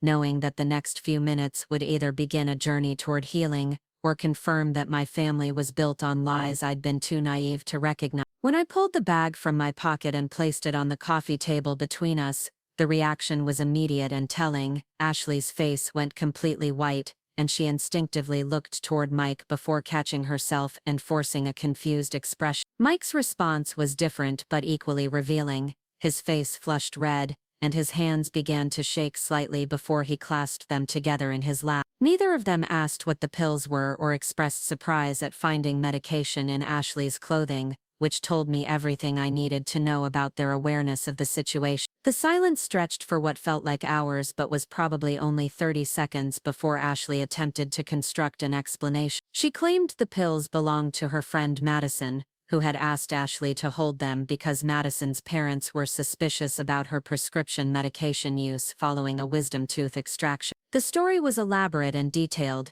involving Madison's fear of her parents' reaction and Ashley's willingness to help a friend in need, but it fell apart under even basic questioning about timelines and medical details that didn't align with what I knew about prescription protocol. Mike's initial strategy was to support Ashley's explanation while positioning himself as equally surprised and concerned about her poor judgment in helping her friend. He expressed appropriate parental disappointment about Ashley's decision to involve herself in someone else's medical situation, and he suggested that we should return the medication to Madison immediately, while having a serious conversation about making better choices in the future. His performance was convincing, but I noticed perspiration on his forehead despite the comfortable temperature in our living room. My nursing background made it impossible for me to accept their explanations when so many details contradicted standard medical practices and prescription management protocols. I pointed out that the pills were loose in a plastic bag rather than in a labeled prescription bottle, that the quantity was far greater than would be prescribed for wisdom tooth extraction, and that the pills were identical to Mike's prescribed oxycodone rather than the different medications typically used for dental procedure. These observations created cracks in their story that they struggled to address without contradicting each other. Ashley's second attempt at explanation involved admitting that the pills were indeed Mike's medication, but claiming that she'd been helping him manage his prescriptions because his pain medication sometimes affected his memory and organization skills. She described a system where she would organize his weekly pill dispensers and carry extra medication when they went out together in case his pain levels increased unexpectedly. This explanation was more plausible and played into my existing concerns about Mike's cognitive side effects from his pain treatment. Mike supported Ashley's revised story by describing episodes where he'd forgotten whether he'd taken his medication or had experienced breakthrough pain while away from home. He expressed gratitude for Ashley's help in managing his complex medication schedule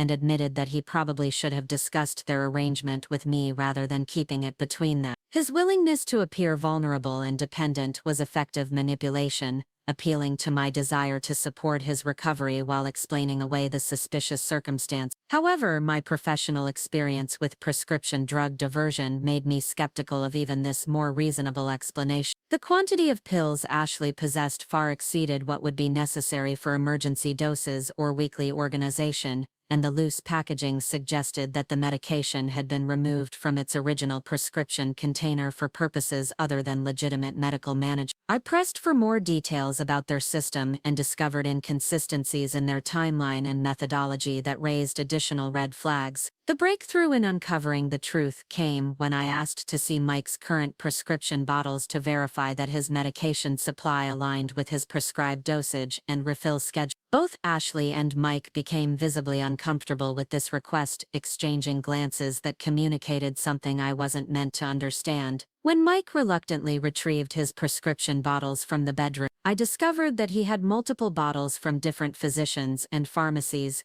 all containing the same medication, but with overlapping refill dates that suggested he was obtaining more medication than any single doctor had authorized. The evidence of doctor shopping was undeniable once I examined the prescription labels carefully. Mike had been visiting at least 4 different physicians, claiming that each was coordinating his care while actually using their separate treatment relationships to obtain multiple prescriptions for the same medication. The dates and quantities revealed a pattern of deception that had been ongoing for at least 6 months, during which time Mike had been accumulating far more medication than his legitimate medical needs would require. Ashley's involvement became clearer as I continued questioning them about the logistics of Mike's multiple medical relationships and prescription management. She had been accompanying him to various doctor appointments, helping him remember which symptoms to emphasize with each physician, and ensuring that his stories remained consistent across different medical practices. Her intelligence and maturity, qualities I'd always admired, had been weaponized to facilitate a sophisticated prescription fraud scheme that could have serious legal consequences for both of them. The financial aspects of their operation emerged gradually as I pressed for details about how they were managing the costs of multiple medical visits and prescriptions that wouldn't be covered by insurance. Ashley admitted that she'd been using her increased income from work to help pay for Mike's medical expenses, but when I questioned the mathematics of her coffee shop earnings versus the costs involved, she finally revealed that they'd been selling excess medication to offset their expenses. The scope of their drug dealing operation was more extensive than I'd initially imagined.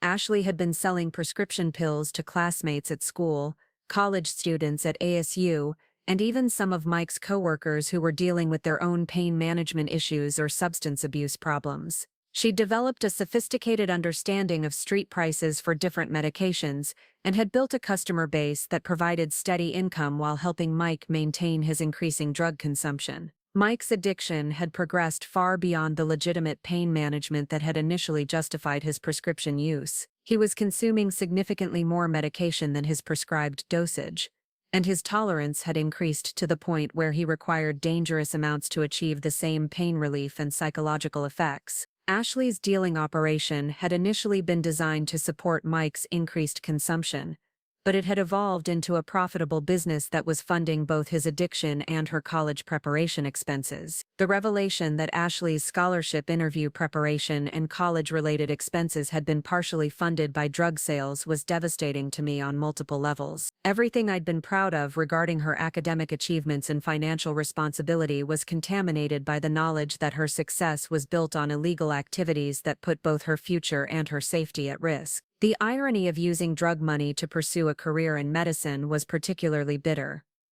The elaborate deception they'd maintained required coordinated lying that demonstrated planning and sophistication that shocked me. They'd created fake medical appointment schedules, coordinated their stories about Ashley's work income and Mike's pain levels, and manufactured explanations for their increased time together and secretive conversation. The level of manipulation they'd sustained for months indicated that both of them were capable of sustained deception that called into question everything I thought I knew about their characters. The legal implications of what I'd discovered were terrifying for both Ashley and Mike. Ashley, as a minor involved in drug distribution, faced potential juvenile court proceedings that could affect her college admissions and future career prospects in healthcare. Mike faced adult criminal charges for prescription fraud, doctor shopping, and potentially distribution charges if prosecutors could prove his knowledge of Ashley's selling activity. The consequences could include jail time, loss of employment,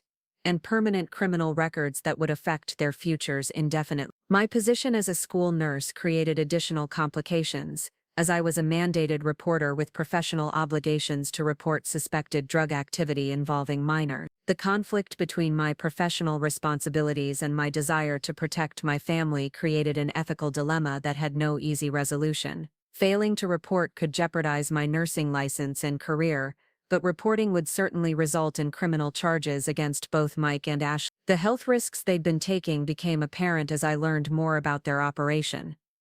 Mike's consumption of unprescribed quantities of opioids had put him at risk for overdose, respiratory depression, and other serious medical complications. Ashley's involvement in selling drugs had exposed her to potentially dangerous situations with customers and suppliers, and her access to large quantities of controlled substances had put her at risk for theft, violence, and legal consequences she was too young to fully understand. The timeline of their deception coincided with periods when I'd been most proud of our family's resilience and Ashley's achievement. While I'd been working extra hours to support Mike's recovery and celebrating Ashley's academic success, they'd been building a criminal operation that betrayed everything I thought we stood for as a family. The realization that my hard work and sacrifice had been enabling their illegal activities made me question every decision I'd made over the past year. The moment when Ashley finally admitted the full scope of their operation was both a relief and a devastation that I'll never forget. After hours of questioning and gradually unraveling their carefully constructed lies,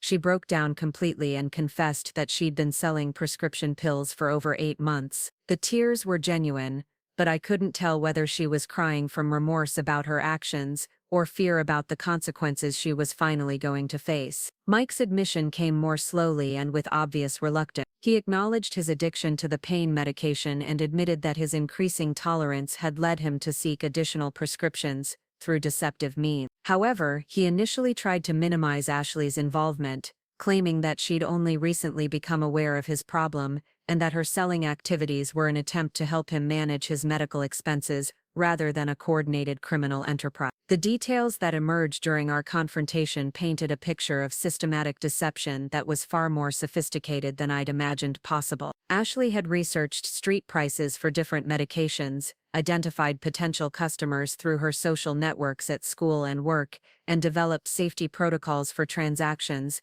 that demonstrated a business-like approach to drug dealing. Her intelligence and organizational skills, traits I'd always encouraged, had been applied to illegal activities with an efficiency that was both impressive and horrifying. Mike's role evolved from patient to active participant as his addiction progressed and Ashley's selling operation became more profitable. He'd begun requesting specific medications from different doctors based on their street value rather than their effectiveness for his pain management, and he'd coached Ashley on how to identify potential customers and avoid detection by school authority. Their father-daughter relationship had become a criminal partnership that corrupted everything I'd believed about their bond. The financial records Ashley had maintained revealed the scope of their operation with shocking detail. She'd kept careful notes about customers, prices, and profits in a notebook hidden in her bedroom, treating the drug dealing like a legitimate business with inventory management and customer relationship strategy. Over 8 months, she'd earned nearly $12,000 from drug sales, money that had funded her college preparation activities, enhanced her wardrobe, and provided cash for family expenses during Mike's reduced income period. The customer base Ashley had developed included at least 15 regular buyers ranging from classmates dealing with academic pressure to college students seeking recreational drugs to construction workers managing chronic pain without adequate healthcare coverage. Her ability to identify and cultivate these relationships demonstrated social intelligence that I'd always admired, but applied to purposes that put numerous people at risk for addiction, overdose, and legal consequences. Mike's addiction had progressed to the point where he was consuming nearly 3 times his prescribed dosage on a daily basis, requiring Ashley's dealing profits to fund his increased consumption, while maintaining the appearance of following his legitimate prescription regimen. His physical dependence had created a situation where stopping the operation would result in withdrawal symptoms that could be medically dangerous, complicating any attempts to address the situation through immediate cessation of drug use. The revelation that several of Ashley's recent achievements had been indirectly funded by drug money was particularly devastating. Her new laptop, professional interview clothing, and college application fees had all been purchased with proceeds from illegal sales. Even more troubling, she'd contributed money to our household expenses during Mike's reduced income period, meaning that I'd unknowingly benefited from their criminal activities, while believing I was making sacrifices to support our family's financial stability. The impact on Ashley's college prospects was immediately apparent and catastrophic. The Morrison scholarship she'd been competing for required disclosure of any criminal activity, and drug dealing charges would almost certainly disqualify her from consideration regardless of her academic achievement. Even if she avoided criminal charges, the investigation and legal proceedings would likely interfere with her ability to complete her senior year successfully and graduate on schedule with her class. Mike's employment situation became precarious once I understood the scope of his prescription fraud and drug use.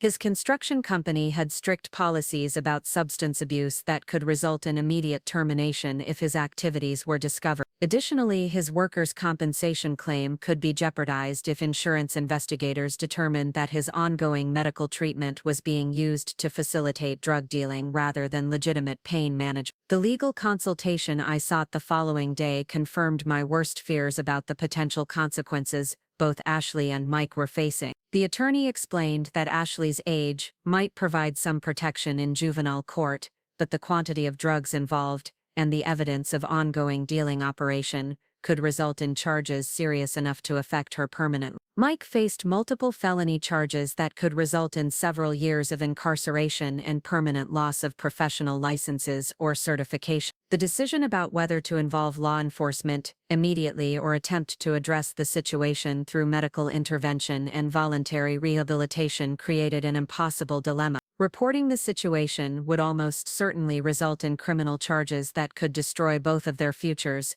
but failing to report could allow the dangerous situation to continue while making me complicit in ongoing illegal activity. My professional obligations as a school nurse complicated the situation further, as my knowledge of Ashley's drug dealing activities involving other students created mandatory reporting requirements that I couldn't ignore indefinitely. The conflict between my professional responsibilities and my desire to protect my family created ethical and legal pressures that made it impossible to handle the situation privately through family intervention alone. The emotional impact on our family relationships was immediate and severe. The trust that had been the foundation of our marriage and family was completely destroyed, replaced by suspicion and anger that made normal interaction impossible. I found myself questioning every conversation, every explanation, and every expression of affection from both Mike and Ashley, wondering what other deceptions might be hidden beneath their performances of normalcy. Ashley's response to being discovered alternated between genuine remorse and defensive anger that blamed external circumstances for her choices. She argued that Mike's addiction had created a crisis that required her intervention, and that her selling activities were motivated by love and family loyalty rather than greed or criminal intent. While these explanations contained elements of truth, they didn't address the reality that her actions had created serious legal and safety risks for multiple people. Mike's reaction included acknowledgement of his addiction and acceptance of responsibility for creating the situation that led to Ashley's involvement. However, his understanding of the seriousness of their legal exposure seemed limited, and he continued to minimize the potential consequences, while expressing confidence that we could resolve the situation privately without involving authorities or seeking professional treatment for his substance abuse. The isolation I felt as the only family member who fully understood the gravity of our situation was overwhelming. Neither Mike nor Ashley seemed to grasp the life-changing nature of the consequences they were facing, and their continued minimization of the situation made it impossible for me to trust their judgment about anything related to their recovery or legal strategy. The community implications became apparent as I realized that Ashley's customer base included students I knew professionally and families I'd interacted with through school activity. The potential for public scandal and professional consequences for me as a school nurse who'd failed to detect drug dealing by her own daughter added another layer of complexity to an already impossible situation. Reality, the decision to contact law enforcement was the most difficult choice I'd ever made in my life, but it became inevitable when Ashley's drug dealing operation expanded beyond our family's private crisis into a situation that threatened other people's children. When I discovered that one of Ashley's customers was a 14-year-old freshman who'd been hospitalized for an overdose after purchasing pills from her, I realized that my obligation to protect vulnerable minors outweighed my desire to shield my own family from criminal consequences. The police investigation moved swiftly once I provided them with the evidence I'd collected and the detailed information Ashley had recorded about her operation. Detective Sarah Williams, who specialized in prescription drug crime, explained that they'd been investigating increased opioid availability at Roosevelt High School and that Ashley's customer list provided crucial intelligence about the sources and distribution networks they'd been trying to identify for months. Ashley's arrest occurred at school, which meant that her involvement in drug dealing became public knowledge immediately among her classmates, teachers, and the broader school community. The humiliation of being led away in handcuffs from the institution where I worked as a nurse was devastating for both of us, but it was a consequence of choices that had put numerous students at risk for addiction and overdose. Mike's arrest followed within hours as Ashley's confession implicated him in the prescription fraud scheme that had supplied the drugs she'd been selling. His construction company terminated his employment immediately upon learning of the charges, and his workers' compensation benefits were suspended pending investigation into whether his medical treatment had been legitimate or fraudulent. The legal proceedings unfolded over several months, during which time both Ashley and Mike were required to undergo drug testing, attend court hearings, and comply with pretrial supervision requirements that severely restricted their freedom and activity. Ashley's senior year was disrupted by court dates and legal consultations, making it impossible for her to maintain the academic performance and extracurricular involvement that had characterized her previous school experience. The Morrison Scholarship was withdrawn immediately when the university learned of Ashley's legal troubles, eliminating the educational opportunity that had represented our family's hopes for financial stability and Ashley's professional aspirations. Additionally, Arizona State University revoked her admission offer, requiring her to begin the college application process over again with the disadvantage of criminal charges that would need to be disclosed on all future applications. Mike's plea agreement required him to serve 6 months in county jail, followed by 18 months of supervised probation and mandatory participation in addiction treatment program. The jail sentence meant that our family lost his income entirely during a period when legal expenses were consuming our savings and Ashley's employment opportunities were limited by her legal status and public notoriety. Ashley's juvenile court proceedings resulted in a plea agreement that included community service, drug counseling, and probation supervision that would continue until her 19th birthday. While she avoided detention in a juvenile facility, the conviction would remain on her record and would need to be disclosed on college applications, employment applications, and professional license applications for the rest of her life. The financial consequences of their legal troubles extended far beyond the immediate costs of attorneys and court fees.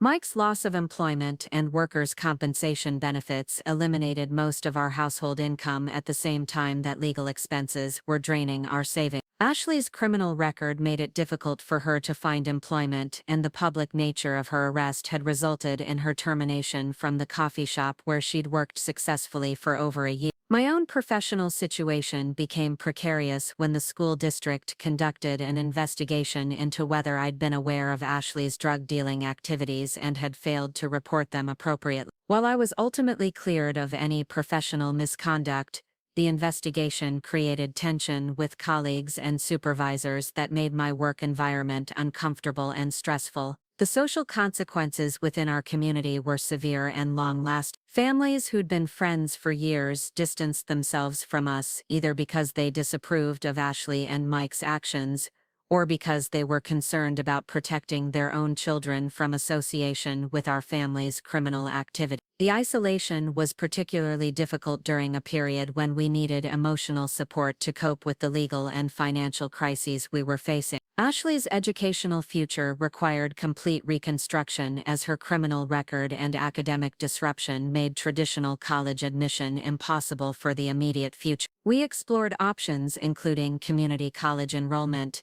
gap year programs, and alternative educational pathways that might eventually lead to 4-year degree completion, But all of these alternatives represented significant delays and additional costs compared to her original college plan. The process of Mike's addiction treatment revealed the extent to which prescription opioids had altered his personality and judgment over the months preceding his arrest. As he progressed through detoxification and early recovery, the person I'd married gradually reemerged, but he was accompanied by overwhelming guilt and shame about the choices he'd made while under the influence of addiction. The impact on Ashley's mental health was severe as she struggled with depression and anxiety related to the collapse of her educational plans and the public humiliation of her arrest and legal proceedings. Therapy helped her process the trauma of incarceration and develop coping strategies for dealing with the long-term consequences of her choices.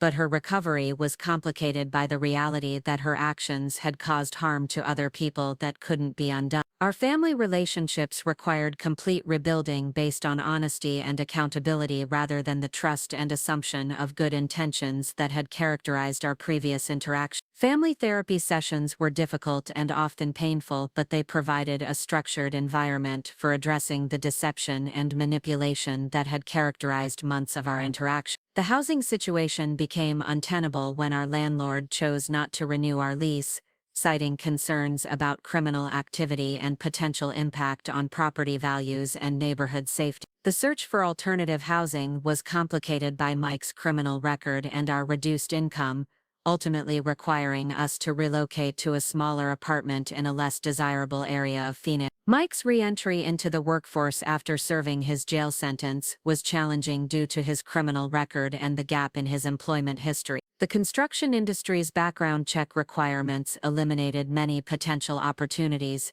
forcing him to accept lower-paying positions that didn't utilize his experience and skills effectively. Ashley's eventual college enrollment occurred 2 years later than originally planned at a community college that accepted students with criminal records and offered programs designed to support non-traditional students with challenging backgrounds. While this path would eventually allow her to pursue her educational goals, it represented a significant deviation from the timeline and opportunities she'd worked toward throughout her high school career. The process of rebuilding our lives after the devastating collapse of everything I'd believed about my family has been the most challenging and transformative experience of my adult life. The woman who discovered those pills in Ashley's pocket was naive in ways that seem almost unbelievable to me now, confident in her ability to read people and situations while remaining completely blind to the systematic deception happening in her own home. The realization that addiction could transform the people I loved most into skilled manipulators and criminals forced me to confront uncomfortable truths about the limitations of love and good intentions in protecting families from destructive choices. Mike's addiction didn't develop because I failed to provide adequate support or care.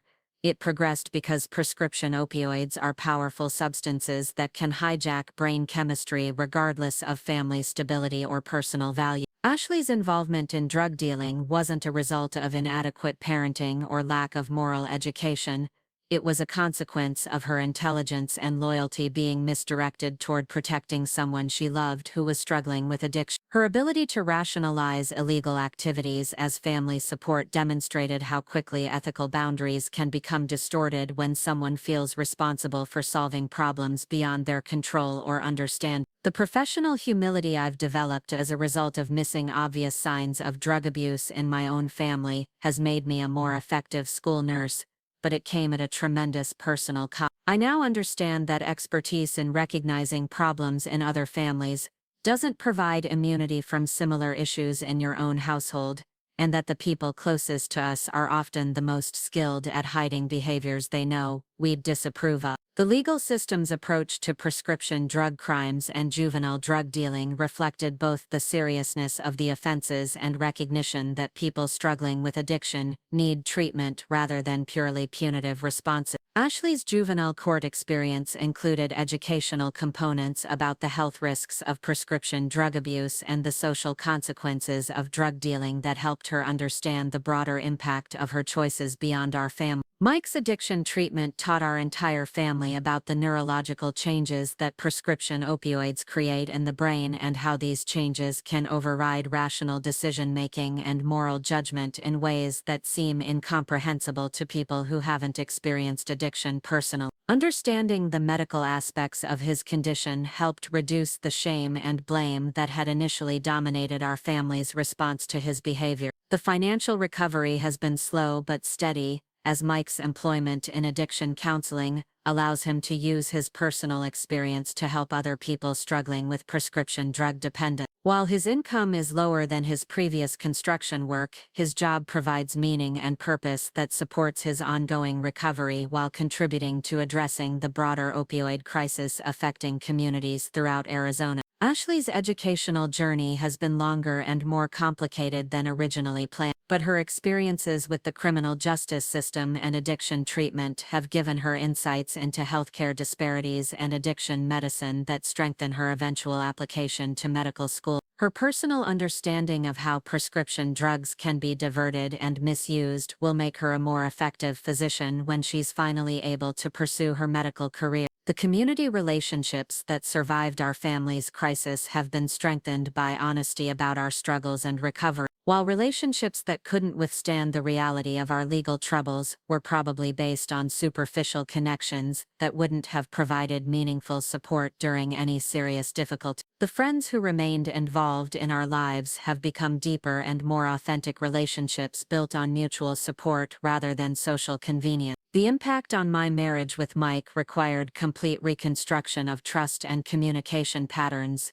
but the relationship that emerged from addiction treatment and family therapy is stronger and more honest than what existed before his injury and subsequent prescription drug dependence. Learning to love someone through addiction recovery has taught me about unconditional commitment that extends beyond the comfortable assumption that people won't change in fundamental ways. Ashley's relationship with both Mike and me has evolved into adult connections based on accountability and mutual respect rather than the parent-child dynamics that had previously characterized our family interaction. Her experience with criminal consequences and addiction impact has accelerated her emotional maturity in ways that make her a more thoughtful and empathetic person, though the cost of this growth was higher than anyone should have to pay. The prevention education I now provide to other families emphasizes the importance of secure medication storage, open communication about prescription drug risks, and recognition that addiction can affect anyone regardless of family stability or personal value. The shame that initially surrounded our family's experience has been replaced by a commitment to sharing our story in ways that might help other families avoid similar devastating consequences. The long-term perspective on Ashley's college and career prospects has improved as her criminal record becomes less recent, and her demonstrated commitment to recovery and community service provides evidence of positive change. While her path to medical school will be more challenging due to her legal history, her personal experience with addiction and criminal justice issues will ultimately make her a more compassionate and effective healthcare provider. My own career has evolved to include specialization in substance abuse prevention and intervention, allowing me to use our family's painful experience to support other families facing similar crises. The professional development opportunities in addiction medicine have provided intellectual challenges and career advancement that wouldn't have been possible without the personal insights gained through our family's struggle. The ongoing vigilance required to maintain recovery for our entire family includes regular check-ins about stress levels, honest communication about triggers and temptations, and participation in support groups that provide community with other families who understand the long-term nature of addiction recovery. These practices have become natural parts of our family routine rather than burdensome obligation. Looking back on the woman I was before I found those pills in Ashley's pocket, I feel both compassion for her naivety and gratitude for the strength she didn't know she possessed. The journey from discovery through legal consequences to family recovery has been longer and more difficult than I could have imagined, but it has also revealed capacities for resilience, forgiveness, and growth that have enriched our lives in unexpected ways. The most important lesson I've learned is that protecting the people you love sometimes requires making choices that feel like betrayal in the short term but are necessary for their long-term health and safety. Calling the police on my own family was the most difficult decision I've ever made, but it was also the decision that ultimately saved both Mike and Ashley from consequences that could have been even more devastating than what they experienced. Up next, you've got two more standout stories right on your screen. If this one hit the mark, you won't want to pass these up, just click and check them out.